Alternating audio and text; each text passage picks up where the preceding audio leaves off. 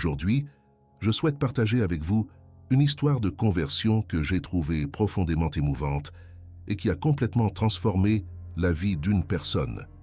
C'est l'histoire d'un homme qui, à 70 ans, a vécu l'un des changements les plus surprenants et les plus inspirants en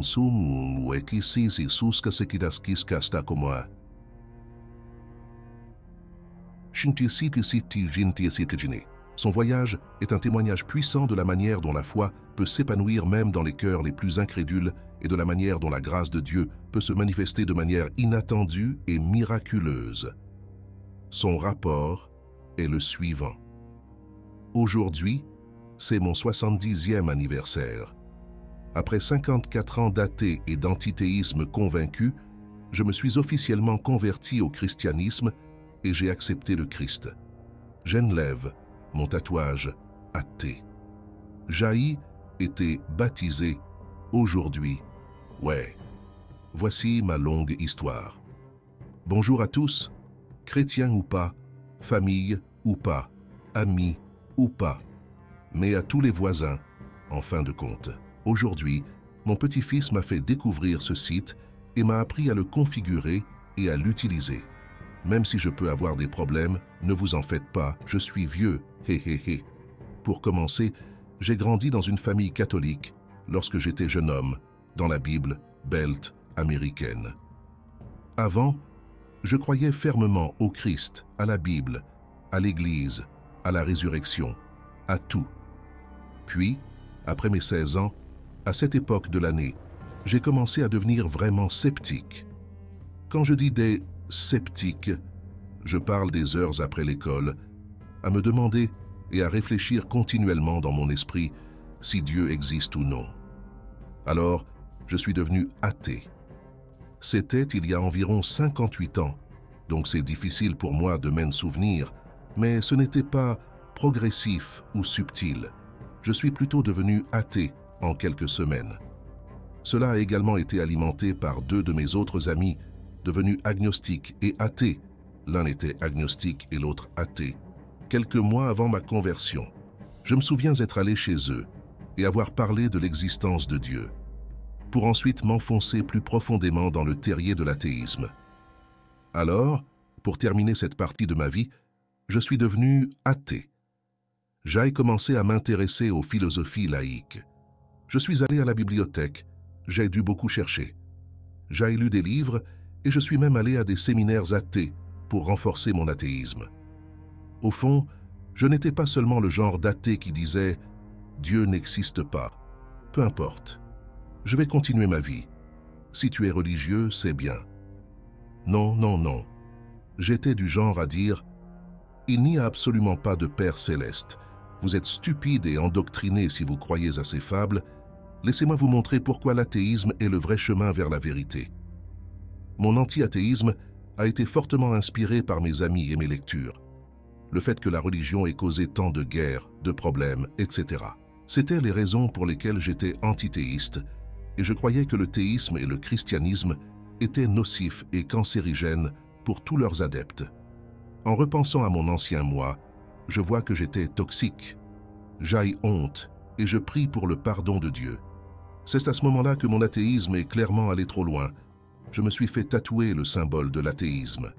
Oui, c'est vrai, à 37 ou 38 ans, j'ai décidé qu'il n'y avait pas de meilleur moyen d'embrasser mon athéisme, maintenant que je vivais dans un état différent, en dehors de la Bible belt, que de me faire tatouer l'épaule. En regardant mon moi jeune, pathétique et risible, je me sens repoussé. Maintenant, je vais le faire retirer au laser dans environ 4 à 6 semaines. Et je porterai ces cicatrices comme un fier rappel de ma conversion. Ainsi, depuis l'âge de 16 ans jusqu'à il y a quelques mois, j'étais un athée et un antithéiste convaincu. Ma femme, qui était une presbytérienne hésitante, s'est convertie à l'agnosticisme après que je ne voulais pas la laisser tranquille sur le fait que Dieu et l'athéisme étaient la vérité. Maintenant, je ne sais pas pourquoi elle ne m'a pas quitté parce que j'étais l'ennuyeux que j'étais à l'époque, mais Dieu a ses voies. Pour la plupart, j'allais bien, jamais vraiment heureux, satisfait de mon travail, et j'étais toujours le genre de gars qui attendait avec impatience son alcool le soir. Le précurseur de la conversion. Ma retraite a eu lieu plus tard que beaucoup de gens de mon âge. J'ai toujours pris soin de mon corps depuis que je suis jeune, donc mon travail n'a jamais vraiment souffert jusqu'à il y a environ 6 mois, lorsque j'ai eu de sérieux problèmes de dos. C'est alors que j'ai décidé d'arrêter et de prendre ma retraite définitivement. Maintenant, je m'ennuie à la maison avec le confinement. Rien à faire, les enfants ne peuvent plus me voir. Les petits-enfants non plus. Ma femme et moi n'avons rien de nouveau à dire. MDR. Je m'ennuie, comme si jamais été de ma vie. C'est alors que mes pensées athées et antithéistes me sont revenues. Maintenant, bien sûr, j'ai toujours pensé à eux, mais au cours de la dernière décennie, ils n'étaient plus si importants. Oui, je portais toujours mon tatouage athée avec fierté, mais à part ça, ce n'était pas écrasant. Désormais coincé en quarantaine, je décide pour la première fois de ma vie, maintenant que je n'ai plus rien à faire. Je vais prouver que le christianisme a tort. Je vais détruire ce livre d'absurdité. J'ai donc commandé une Bible sur Amazon et je l'ai lue. L'Ancien Testament me paraissait faux à l'époque, alors j'ai lu le Nouveau Testament. C'est à ce moment-là que quelque chose s'est produit dans ma tête et je me suis dit, même si je déteste le théisme et pense que tout cela n'a aucun sens, il mérite quand même une chance équitable. En plus, je vais quand même le démystifier de toute façon. Alors je l'ai lu, je l'ai fait 2 bonnes heures par jour. C'est à ce moment-là que j'ai commencé à devenir curieux. Maintenant, avec mon âge, je me sentais moins antithéiste et je sentais qu'il s'agissait plutôt d'une phase jeune et rebelle, que ce n'était pas quelque chose que quelqu'un de mon âge ferait. Maintenant, avec Internet, j'ai commencé à regarder des vidéos sur YouTube sur la résurrection. J'ai regardé à la fois des vidéos qui démystifiaient et celles qui défendaient la résurrection. J'ai commencé à me demander sérieusement si cela pouvait être la vérité. C'est alors que j'ai écrit toutes mes objections au christianisme et à la résurrection. Ensuite, je les ai tous tapées. Croyez-le ou non, j'ai obtenu des réponses à chacune d'entre elles. Internet est incroyable. J'ai regardé ces vidéos pendant des heures chaque jour. Je suis resté extrêmement sceptique. La métaphysique théiste est ce qui a déclenché mon athéisme, après de très nombreuses semaines à faire cela quotidiennement. La quarantaine, la retraite et la curiosité peuvent faire ça, MDR. Ainsi, pour la première fois en 54 ans, j'ai prié de manière agnostique et demandé à Dieu de me montrer quelque chose qui validerait son existence. Je ne m'attendais à rien et j'ai pensé « Quel idiot je suis !» Quelques semaines plus tard, ma femme s'est rendue aux urgences pour une infection urinaire très grave. Les antibiotiques administrés quelques jours auparavant se sont révélés résistants à la bactérie. L'état de ma femme, âgée de 73 ans, se détériorait rapidement et les médecins ont dit qu'il était peut-être trop tard. J'ai prié Dieu juste pour prier pour guérir ma femme, qui est toujours agnostique mais pas vraiment impliquée dans la théologie. Croyez-le ou non, 3 jours plus tard, elle a quitté l'unité de soins intensifs sans dommage permanent à sa vessie. J'ai demandé aux médecins comment. Les médecins ont répondu quelque chose comme « Nous ne savons pas exactement. Tout ce que nous savons, c'est que votre femme était au bord de la septicémie. Mais les cultures de résistance bactérienne sont revenues juste 1 heure avant qu'elle ne devienne septique. Et l'antibiotique qui a fonctionné, c'était le dernier dont disposait la pharmacie. Maintenant, oui, cela pourrait être une coïncidence, mais il est important de noter comment ma femme mourante a été miraculeusement sauvée. Cela m'a amené à remettre en question Dieu. C'est alors que j'ai commencé à prendre la Bible au sérieux, non plus un livre de plaisanterie, mais un livre que j'avais besoin de connaître pour prouver que Dieu existait. Je lis et lis, les heures passent comme si elles n'avaient jamais existé.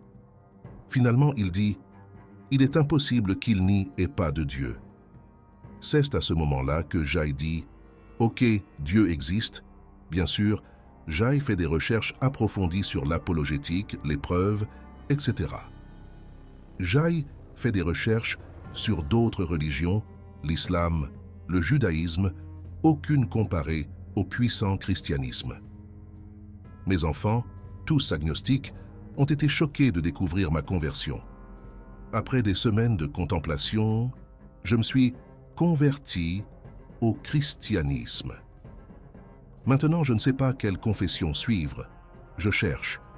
Mais après 54 ans de mensonges et d'athéisme, je suis désormais dans la vérité, dans le christianisme et dans l'existence indéniable de Dieu. C'est un long article. Désolé d'avoir été si long. Il peut y avoir des erreurs, je m'en excuse. Aujourd'hui, c'est mon 70e anniversaire. Je me suis fait baptiser aujourd'hui et je suis tellement excité. Que Dieu bénisse tout le monde ici. Merci d'avoir lu. Une observation. J'ai posté ceci ici, dans la section Christianisme, et j'ai reçu de nombreux commentaires haineux et méprisants pour mon histoire et mes croyances. Oui, je suis un homme de 70 ans. Non, l'histoire de l'infection urinaire de ma femme n'était pas la cause directe de ma conversion. C'était juste la première fois que je voyais sous mes yeux une intervention divine après avoir prié. Que Dieu vous bénisse tous. Amen. Et c'est l'histoire inspirante d'un homme qui a trouvé la vérité en Christ après une vie de scepticisme. Ce voyage nous montre qu'il n'est jamais trop tard pour chercher Dieu et que sa grâce est toujours disponible pour ceux qui la recherchent sincèrement. Cela montre aussi que lorsque nous recherchons la parole de Dieu, en étant quotidiennement en contact avec lui, il transforme nos cœurs et nous montre son visage, sa vérité. En regardant cette transformation d'un point de vue chrétien et biblique, l'histoire que nous venons d'entendre est un exemple puissant de la manière dont Dieu peut agir dans nos vies de manière inattendue. Dans Proverbes chapitre 3, versets 5 et 6, nous lisons « Confie-toi au Seigneur de tout ton cœur et ne t'appuie pas sur ta propre intelligence. Reconnais-le dans toutes tes voies et il aplanira tes sentiers. » La transformation de cet homme est un témoignage vivant de la façon dont la confiance dans le Seigneur peut nous conduire sur des chemins de rédemption et de paix. La prière a également joué un rôle crucial dans ce voyage. Jacques chapitre 5, verset 16 nous dit « Confessez-vous les uns aux autres vos offenses et priez les uns pour les autres, afin que vous soyez guéris. » La prière du juste est d'un grand effet. Sa prière sincère et désespérée pour la guérison de sa femme a été un tournant qui l'a amené à reconsidérer ses croyances et à ouvrir son cœur à Dieu. De plus, sa recherche assidue de la vérité, même si elle était initialement motivée par le désir de discréditer la Bible, l'a finalement conduit à la foi. Dans Jérémie chapitre 29, verset 13, nous lisons « Et vous me chercherez, et vous me trouverez, quand vous me chercherez de tout votre cœur. » Sa détermination à trouver des réponses a fini par lui révéler la vérité de l'Évangile.